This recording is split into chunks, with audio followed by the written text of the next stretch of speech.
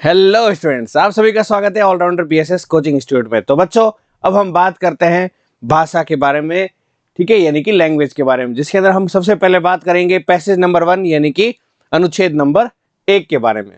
अब अनुच्छेद यहाँ पर दोनों माध्यम में है, हिंदी मीडियम में आता है और इंग्लिश मीडियम में भी आता है। जो हिंदी मीडियम लेते हैं उनके लिए अनुच्छेद हिंदी में आता है, जो इंग्लिश मीडियम लेते हैं उनके लिए पैसेज इंग्लिश मीडियम में आता है। अब इस पैसेज में क्या कह रहा है, जो भी यहाँ पर पैसेज में लिखा होता है उसको बहुत ही अच्छे से डिटेल में आपको पढ़ना पड़ता है। पढ़ने के बाद उस पैसेज के ऊपर बेस्ड आपको क्वेश्चन आंसर देने पड़ते हैं। सबसे सिंपल जो चीज होती है नवोदय में सब पैसेज ही होती है, लेकिन अगर इसमें भी अगर आपने कहीं गलती कर दी है तो फिर आपके मार्क्स जो है वो बहुत ज्यादा कम हो जाएंगे। तो इस चीज को थोड़ा सा ध्यान रख के करना होता है, ठीक है। अब इसमें कह रहा है Fire is to blame for the loss of countless lives and billions of rupees for each and every year। मतलब जो आग है प्रतिवर्ष करोड़ों रुपयों और असंख्य जीवनों की हानि के लिए आग को दोष दिया जाता है। मतलब हर साल लोग है ना आग के कारण जो है मर जाते हैं, आग लगने के कारण।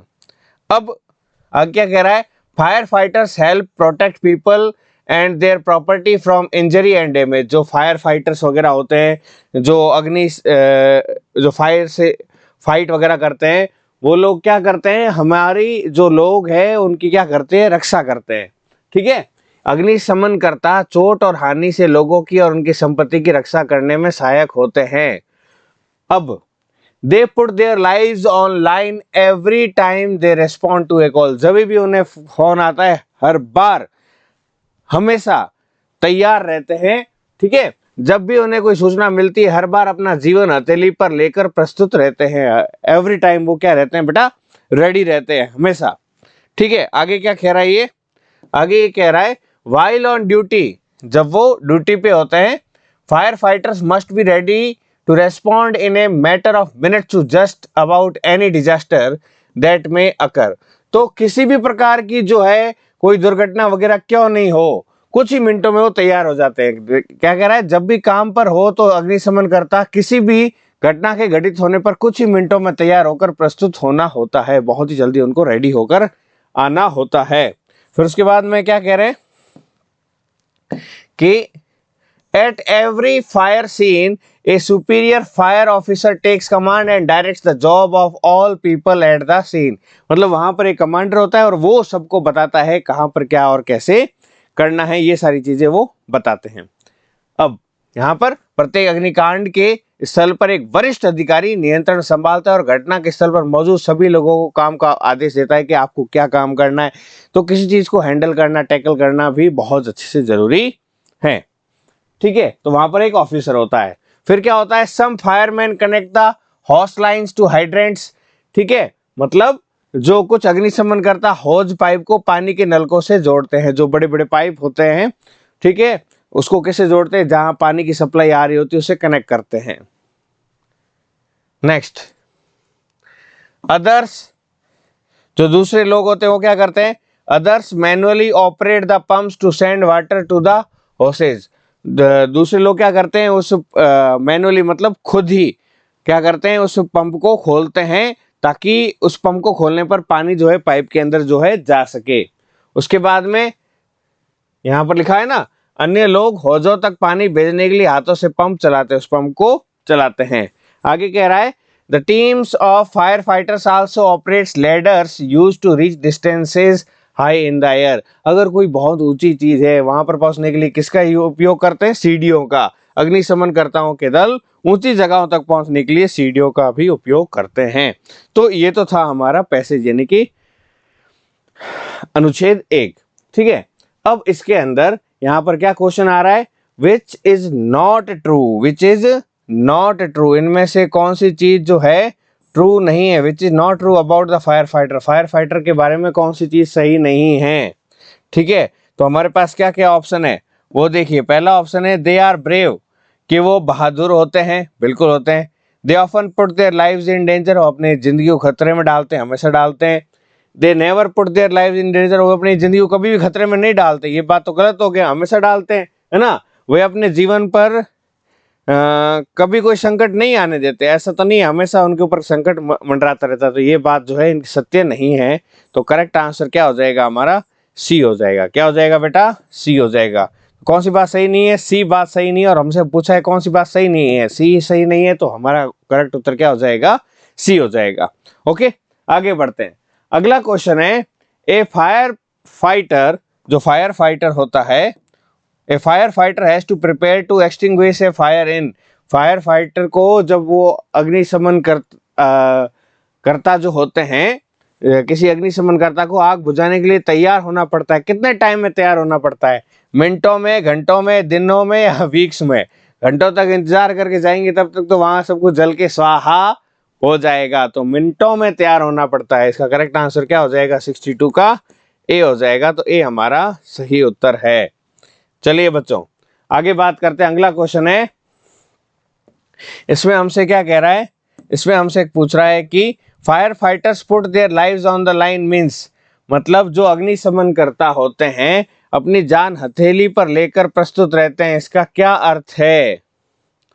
इसका पहला जो है हमें यहाँ पर बताया है कि they stand in A line, वो एक लाइन में खड़े रहते हैं। They fight fire, they put their lives in danger, या दे कनेक्ट द होस लाइन टू हेड्रेंट, तो अपनी जान हथेली पे लेकर चलते हैं। इसका मतलब क्या है? इसका मतलब ये है कि दे put their lives in danger, वो अपनी जिंदगी को किस में डालते हैं? संकट में डालते हैं। इसका यही अर्थ निकलता है। तो इसका करेक्ट आंसर क्या हो जाएगा? सी हो जाएगा। क्या हो जाएगा बेटा? सी हमारा करेक्ट आंसर है। ओके, अगला क्वेश्चन है, अपने हाथों से चलाने से आशय, टू ऑपरेट मैनुअली, तो वो जो हॉज है वो मैनुअली कर रहे हैं, मतलब मैन खुद ही कर रहा है ना।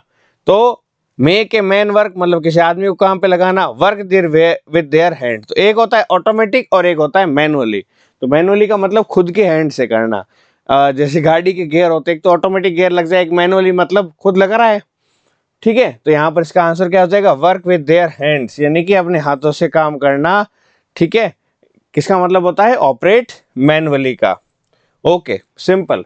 अगला क्वेश्चन इस पैसेज का, the word occur means, occurs का सेम, अकर के जैसा समानार्थी या सिनोनिम जो है कौन सा हो जाएगा? Comes, call, happen, fire. तो अकर के जैसा कौन है? यहाँ पर सही उत्तर है अपना हैपन। क्या है बेटा? अकर्स का मतलब होना, घटित होने का मिलता जुलता शब्द कौन सा है? होना, ना कि आग लगना, बुलाना या आना। तो इसका करेक्ट आंसर क्या हो जाएगा? बी हमारा सही उत्तर है। ओके, इजी था बच्चों। बात करते हैं अगले गद्यांश के बारे में। इसके अंदर कह रहा है, हेमा अपने बिस्तर पर लेटी अपने कमरे की छत पर लगे तारों को एकटक देख रही थी। हेमा ले ऑन हर बेड, हेमा जो अपने बिस्तर पर लेटी हुई थी, एंड स्टेयरिंग, स्टेयर करना। ठीक है, स्टेयर के साथ ये ऐसे होता है, STAR, स्टेयर से बना है, किसी चीज को लगातार ताकते रहना, उसको क्या बोलते हैं? स्टेयरिंग कहते हैं। At the stars stuck on the ceiling of her room, room के ऊपर जो तारे लगे हुए थे, डिजाइन वगैरह बनी हुई, उसके ऊपर देखते देखते सोच रही है। क्या सोच रही है? She was upset as none of the cloth seem to fit her, वो इसलिए अपसेट थी। अब लड़कियों को क्या होता है, कितनी अलमारी भर दो लेकिन कपड़े कम ही पड़ते हैं। और लड़के जो हैं, एक ड्रेस से लेकर 10 शादियां जो है, 10-15 शादियां उसको नहीं पहन ले तब तक जो है वो पैसा वसूल नहीं होता है। चलिए, तो क्या क्या हुआ था? वह खिन्न थी क्योंकि कोई भी कपड़ा उस पर फिट नहीं लग रहा था। ठीक है, सी वॉर, तो वियर की सेकंड फॉर्म है wore. She wore them again one by one but they were either too tight और टू शॉर्ट, या तो वो जो है बहुत ज्यादा टाइट थे या फिर बहुत ज्यादा छोटे थे। उन्हें एक एक कर कर दोबारा पहना, किंतु ये तो या तो बहुत तंग थे, यहाँ पर तंग थे का मतलब क्या थे? बहुत टाइट थे, या फिर बहुत ज्यादा छोटे थे। ठीक है, आगे क्या कह रहा है? आगे कह रहा है, अ कपबोर्ड फुल ऑफ क्लोथ्स, जो उसका कपबोर्ड था मतलब जिसके अंदर उसने कपड़े वगैरह रखे हुए थे, जो कपड़ों से भरा हुआ था, कपड़े की अलमारी कपड़ों से भरी हुई थी। And she could not wear any of them, वो उनमें से कोई नहीं पहन सकती थी। एक अलमारी कपड़ों से भरी हुई थी किंतु उनमें से कोई नहीं पहन सकती। क्यों नहीं पहन सकती? क्योंकि उसके सारे कपड़े या तो छोटे हो गए थे या फिर बहुत ज्यादा टाइट हो गए थे। आगे, she then had a bright idea, her eyes lit up and she ran to her mother's room, तभी उसको एक आइडिया आया और उसकी आंखें एकदम आंखों में एकदम चमक आ गई, उसे एक विचार आया, उसकी आंखों में चमक आ गई और माँ के कमरे की ओर भागी, अपने मम्मी के पास में दौड़ती दौड़ती गई। उसने क्या बोला? माँ, आई नीड न्यू क्लोथ्स। उसने कहा माँ मुझे नए कपड़े चाहिए। शी सेड मतलब यहाँ पर ये लड़की जो हेमा है वो कह रही है but only after I donate all my old clothes to charity. लेकिन मैं नए कपड़े तभी लूंगी जब मैं अपने सारे पुराने कपड़े जो है क्या कर दूंगी? दान कर दूंगी। देखो, किंतु तभी जब मैं अपने सारे पुराने कपड़े दान कर दूं। ठीक है, अब अधिक कपड़े संग्रह करने की आवश्यकता नहीं है। No more amazing of clothes. अब मैं और ज्यादा कपड़े इकट्ठा नहीं करूंगी। अमेजिंग का मतलब क्या होता है? एक तो होता है अमेजिंग, ZING, यहाँ पर AMASSING। अमेजिंग का मतलब क्या है? यहाँ पर इकट्ठा करना। हर मदर स्माइल, उसकी माता जो है मुस्कुराई और उसे हग्ड हर मतलब उसे गले लगा दिया, उसे मुस्कुराई और गले लगा दिया।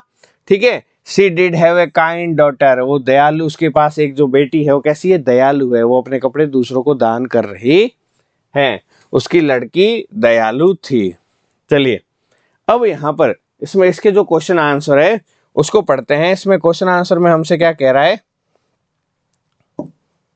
यस, हेमा ले ऑन हर बेड बिकॉज सी। हेमा जो है अपने बेड के ऊपर क्यों लेटी हुई थी? अपने बिस्तर के ऊपर क्यों लेटी हुई थी? सी वॉज टायर्ड, क्या वो थकी हुई थी? नहीं। लाइक लुकिंग द स्टार, क्या उसको तारों देखने पसंद थे? नहीं। Was wondering what two year, बिल्कुल बिल्कुल। क्यों? क्योंकि उसको सोच रही थी कि क्या पहनूं। वो सोच रही थी कि क्या पहना जाए। आलसी लड़की थी? नहीं, इसलिए नहीं था। तो इसका करेक्ट आंसर क्या हो जाएगा? सी हमारा सही उत्तर हो जाएगा। क्लियर? आगे बात करते हैं। अगला question, she could not wear any of her clothes because. वो अपने कोई भी कपड़े नहीं पहन पा रही थी। वो कोई भी कपड़ा नहीं पहन सकी। क्यों? दे वर नॉट फैशनेबल, वो फैशन के अनुसार नहीं थे। नहीं। दे वर टू कलरफुल, वो बहुत ज्यादा रंगीन थे। नहीं। She did not know what to choose, उसे नहीं पता था कौन से कपड़े चूज करे। नहीं, ऐसा भी नहीं है। नन ऑफ देम फिटेड हर, बिल्कुल सही जवाब। कोई भी उसे कपड़े जो है फिट नहीं हो रहे थे। ठीक है, तो इसका करेक्ट आंसर क्या हो जाएगा? डी हो जाएगा। क्या हो जाएगा बेटा? डी। वेरी गुड, आप भी करते रहिए साथ साथ में। नेक्स्ट अगला क्वेश्चन है, synonym of the word amazing. Amazing मतलब मैंने बताया था किसी चीजों को इकट्ठा करना। तो इसका करेक्ट आंसर क्या हो जाएगा? कलेक्टिंग हो जाएगा। क्या हो जाएगा? इकट्ठा करना। संग्रह करना का समानार्थक शब्द क्या हो जाएगा? इकट्ठा करना। यानी कि 68 का हमारा आंसर क्या है? ए है। अगला है, हिमा इज। तो लास्ट में उसने कपड़े अपने देने चाहे तो कैसी है? ग्रीडी मतलब लालची है। चैरिटेबल मतलब जो है दानी है। सेल्फिश मतलब जो है स्वार्थी है। या फिर मिसरली मतलब कंजूस है। तो इसका करेक्ट आंसर क्या है? चैरिटेबल, यानी कि वो दानी है। कौन है दानी? हेमा। तो इसका करेक्ट आंसर क्या हो जाएगा? बी हो जाएगा। क्लियर? ओके, अगला question, the opposite word of donate. Donate करना, दान दे देना, है ना? दान करना का उल्टा क्या होगा? सौंपना, बांटना, खर्च करना या लेना। तो दान का उल्टा लेना हो जाएगा। तो इसका करेक्ट आंसर क्या हो जाएगा? बी हो जाएगा। तो डोनेट का ऑपोजिट क्या हो जाएगा? रिसीव हो जाएगा। बी हो जाएगा। गिव करना, डिस्ट्रीब्यूट करना, स्पेंड करना, ये सब देने के हो जाएंगे। हमें क्या करना है? लेना है। डोनेट का उल्टा बताना, इसको हम एंटोनिम या फिर विपरीतार्थक शब्द भी कहते हैं। तो विपरीतार्थक, समानार्थक शब्द से जुड़े हुए कई सारे क्वेश्चन आते हैं। ठीक है बेटा? ओके, बढ़ते हैं। तो अब बात करते हैं हम पैसेज नंबर 3 के बारे में। ठीक है बच्चों, इस पैसेज में क्या दे रखा है? इसमें हमसे कहा गया है कि travelling is both recreational and educative. मतलब जो ट्रेवलिंग यानी कि हम पर्यटन वगैरह करते हैं वो मनोरंजन के साथ साथ शैक्षिक भी होता है। मतलब जो हमें शिक्षा प्रदान करता है, एजुकेटिव होता है। It has always been regarded as an important part of education। और जो बच्चा जितना ज़्यादा घूमना फिरना, एक जगह से दूसरी जगह जाता है, बाहर जाकर विद्या ग्रहण करता है, तो वो उतना ज़्यादा जो है व्यवहारिक ज्ञान भी ले पाता है। तो बहुत ही ज़्यादा उसकी एजुकेशन जो है प्रॉपर हो पाती है। In Europe a young man is considered fully educated. किसी यंग मैन को फुली एजुकेटेड कब कहा जाता है?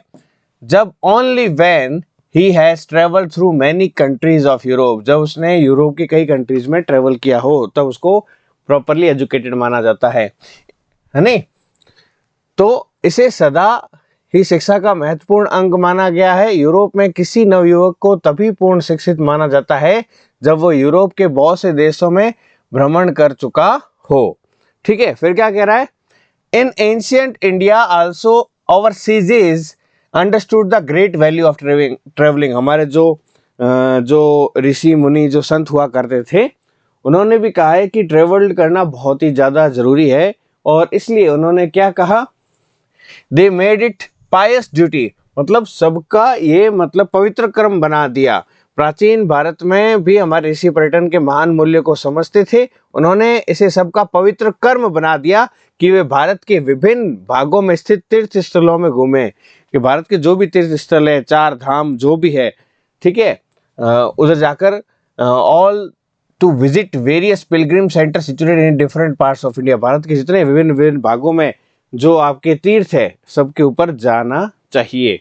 ठीक है, सबका ये पवित्र कर्म बना दिया। This encourage the feeling of oneness among Indians. तो इससे क्या होती है? पूरे भारत में एकता की भावना आती है। हर जगह के लोग के पास जाएंगे, वहाँ की संस्कृति को देखेंगे, उनसे अपनत्व जो है महसूस होगा। इससे भारतीयों में एकता की भावना को प्रोत्साहन मिला। अब इसमें क्या कह रहा है? क्वेश्चन आंसर है। चलिए क्वेश्चन आंसर करते हैं। पहला क्वेश्चन जो है हमारे सामने, it is important to dash if one wants to get real education. अगर रियल एजुकेशन चाहिए, अगर उसको वास्तविक शिक्षा पाना चाहता है, तो उसके लिए क्या करना जरूरी है? अध्ययन, कार्य, पर्यटन या ध्यान।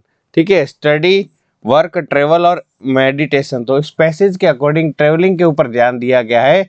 हमारा करेक्ट आंसर क्या हो जाएगा? सी हो जाएगा। क्या हो जाएगा बेटा? सी हो जाएगा। अगला क्वेश्चन, निम्नलिखित में से कौन सा शब्द मनोरंजक का समानार्थी? Which of the following is synonym of recreational? तो एजुकेशन, थ्रिलिंग है ना, टायरिंग मतलब थकावन होता है, साइट सीइंग मतलब जाकर जो है किसी चीज को देखना करना, है ना। तो मनोरंजक का क्या है? शैक्षिक, रोमांचक, थकाने वाला है, दृश्यावलोकन। तो इसका करेक्ट आंसर है रोमांचक यानी कि थ्रिल। तो इन दोनों का करेक्ट आंसर क्या है? बी। कितना एकदम थ्रिल लाइफ होनी चाहिए, एकदम इंटरेस्टिंग लाइफ होनी चाहिए। तो इसका करेक्ट आंसर क्या हो जाएगा? बी हो जाएगा। अगला क्वेश्चन है, visiting the dash centres was considered Holi in ancient India. ठीक है, तो किन सेंटर को घूमना जो है भारत में पवित्र माना जाता है?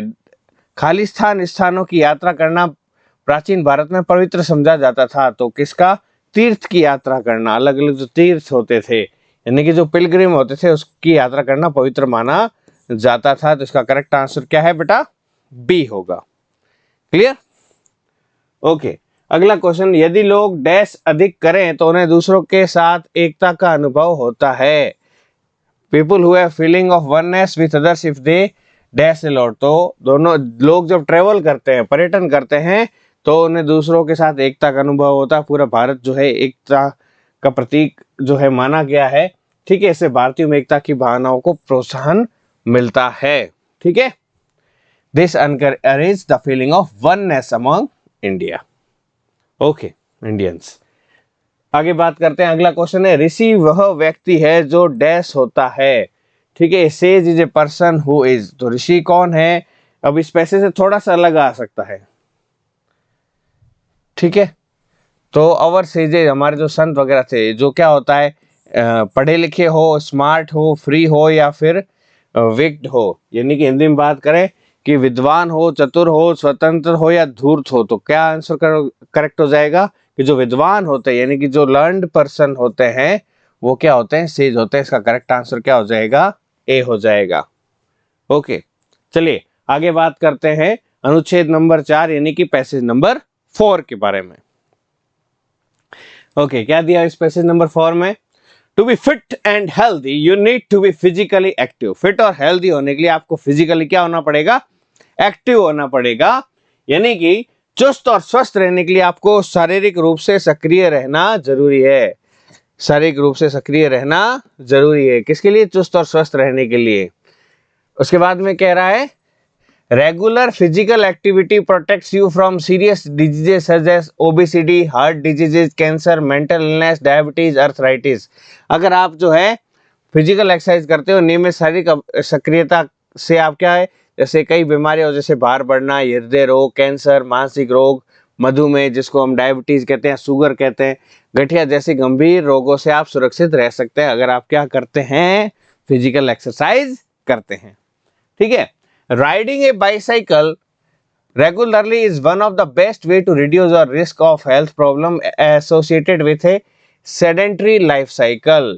यानी कि निष्क्रिय जीवन शैली से जुड़ी स्वास्थ्य समस्याओं के खतरों को कम करने के उपायों में सर्वश्रेष्ठ है नियमित रूप से साइकिल की सवारी करना। तो स्वास्थ्य से जुड़ी हुई समस्याएं जो होती है, जो एकदम ऐसी लाइफ साइकिल रहती है, इसमें वर्ड आया है sedentary life cycle. Sedentary life cycle का मतलब क्या है कि भाई दिन भर कुछ काम ही नहीं कर रहे, एकदम यूं मतलब ढीले ढीले बैठे रहते या कंप्यूटर पे ही काम करते रहे, तो इस तरह से तो वो लाइफ साइकिल कैसी होती है, सेडेंट्री लाइफ साइकिल।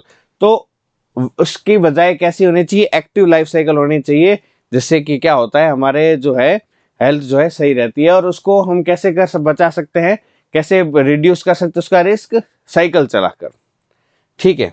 आगे, cycling is a healthy low impact exercise that can be enjoyed by people of all ages. Cycle जो है चलाना कैसी है, एक हेल्दी है, यानी कि स्वस्थ और न्यून आघात वाला व्यायाम है। मतलब इसमें हमें कम जो है इम्पैक्ट पड़ता है, कम जो है उसमें चोट वगैरह लगती है, बॉडी के ऊपर ज़्यादा पेन भी नहीं आता है।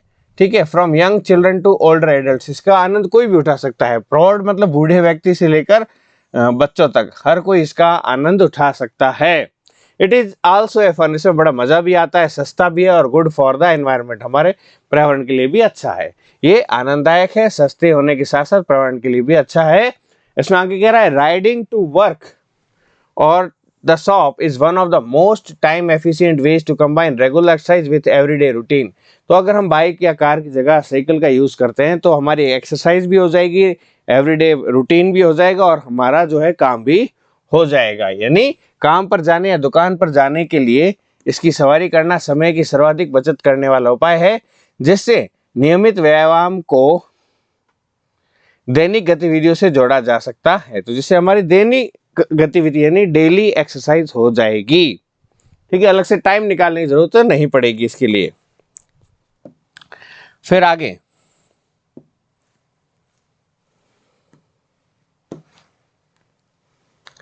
N estimated 1 billion people ride bicycles every day.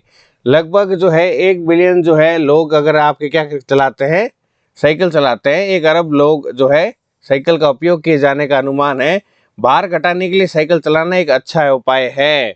क्या कह रहा है, for transport recreation of sport cycling is a good way to reduce weight as it builds muscle and burns body fat. यानी कि हमारी मांसपेशियां बनाता है। ठीक है। और साथ साथ में हमारे बॉडी में जो वसा होता है, फैट होता है एक्स्ट्रा, उसको क्या कर देता है, ये खत्म कर देता है। ठीक है, साइकिल चलाने से। Researches suggest that the bicycling for an half an hour every day, मतलब अगर हम रोज आधा घंटा यानी कि सिर्फ रोज प्रतिदिन आधे घंटे की अगर हम साइकिल चलाते हैं तो एक वर्ष में हम कम से कम 5 किलो वेट जो है घटा सकते हैं। ठीक है। तो इतनी आपकी जो है इंपॉर्टेंट है साइकिलिंग।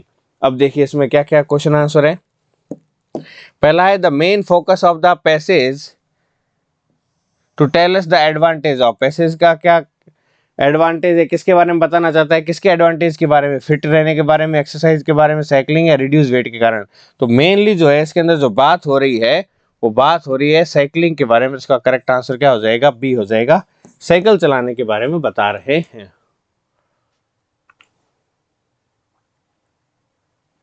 यही होगा। ओके। यहां पर भी साइकिल बताया है, देखो यहां पर भी साइकिल, जिस चीज का ज्यादा उपयोग हो रहा हो, यहाँ पर देखो सवारी कर रहे हैं तो साइकिल की कर रहे हैं, इधर भी साइकिल है और ज्यादातर जो है यहाँ पर साइकिल के बारे में बताया है। यहाँ पर भी साइकिल, तो बहुत बार साइकिल के बारे में बताया गया है। हालांकि हेल्थ के बारे में बताया गया, लेकिन किसके बारे में बताया गया, साइकिल के थ्रू बताया गया है।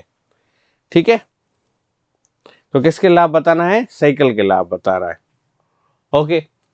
अगला है When the writer says cycling is good for environment, जब राइटर कहता है कि साइकिल चलाना जो है हमारे पर्यावरण के लिए अच्छा है, तो निम्नलिखित में से कौन सा कथन सही नहीं है।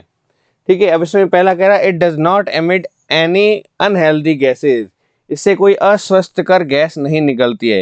ये बात तो सही है, लेकिन हमारे गद्यांश में ऐसा कहीं पर भी नहीं आया है, तो ये जो है नॉट करेक्ट है अकॉर्डिंग टू राइटर, क्योंकि राइटर में ऐसा लिखा नहीं, बाकी सब लिखा है उसने, ठीक है।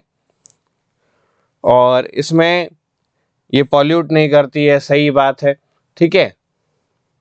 एनवायरनमेंट को नुकसान नहीं पहुंचाती, पेट्रोल डीजल के बिना चला सकते, ये भी एनवायरनमेंट से रिलेटेड हो गया। सभी एज के लोग चला सकते, ये भी बात हो गई। एनवायरनमेंट की बात कर दिया तो ये दोनों चीजें आ गई, लेकिन not emit any healthy gases, unhealthy gases, इस प्रकार की जो है कोई इसने नहीं कहा गया है। तो इसका करेक्ट आंसर मेरे के हिसाब से यहाँ पर क्या हो जाएगा, ए हो जाएगा। ओके, अगला, the word which means opposite of sedentary, ठीक है, यानी कि निष्क्रिय। सेडेंट्री का मतलब है निष्क्रिय लाइफ स्टाइल, मतलब एकदम यूं कंप्यूटर पे बैठे रहते हैं ना, उसका क्या हो जाएगा, एक्टिव हो जाएगा। क्या हो जाएगा, सक्रिय। निष्क्रिय का उल्टा सक्रिय, सेडेंट्री का उल्टा क्या हो जाएगा, एक्टिव लाइफ साइकिल। ओके, अगला question, A low impact exercise is one which is, low impact exercise कौन सी है इनमें से जिसमें हम थकते नहीं है, जो कॉस्टली नहीं होती है, नॉट एफिशिएंट होती है, या फिर बोरिंग नहीं होती है, ठीक है। न्यून आघात वाले व्यायाम कौन से, जो थकाए नहीं, जिस पर अधिक व्यय ना आए, जो कार्य कुशल ना हो, जो उबाऊ हो। तो ये तीनों ऑप्शन तो हमें वैसे ही गलत लग रहे हैं। सही क्या है, जो हमें थकाते नहीं है, ठीक है। साइकिल से ज़्यादा हमारे कोई शरीर में ज़्यादा थकान नहीं आती, एंजॉय करते हुए हम कर सकते हैं। Okay, last question, regular cycling helps us in all the following except, regular cycling जो हमें सभी चीज़ों में मदद तो करती है, लेकिन इनमें से कौन सी चीज़ को करने में मदद नहीं करती है, ठीक है। Reduce fat and strength muscle, ठीक है, सही बात है। वसा और व्यायाम करने के लिए और मांसपेशियों को सशक्त करने के लिए काम आता है। काम को आनंद से जोड़ने के लिए, गंभीर दुर्घटनाओं से बचने में, स्वस्थ बने रहने में। अब यहाँ पर इसमें सारी बात तो सही है, लेकिन हमें ये देखना है पैसेज के अकॉर्डिंग, ठीक है। अब काम को आनंद से जोड़ने के लिए इसमें ऐसा कुछ जो है इसमें बात नहीं कही है, तो कंबाइन फन विथ वर्क, ऐसा कहीं पैसेज पे हमें नहीं मिल रहा है। इट इज ए फन, लेकिन वर्क के साथ काम को हम जोड़ पा रहे हैं, ऐसा कुछ कॉम्बिनेशन इसने राइटर में नहीं कहा है। तो इसका करेक्ट आंसर क्या होगा, बी होगा, ठीक है बच्चों। तो इस तरह से पढ़ते रहिए, आगे बढ़ते रहिए। जय हिंद, जय भारत।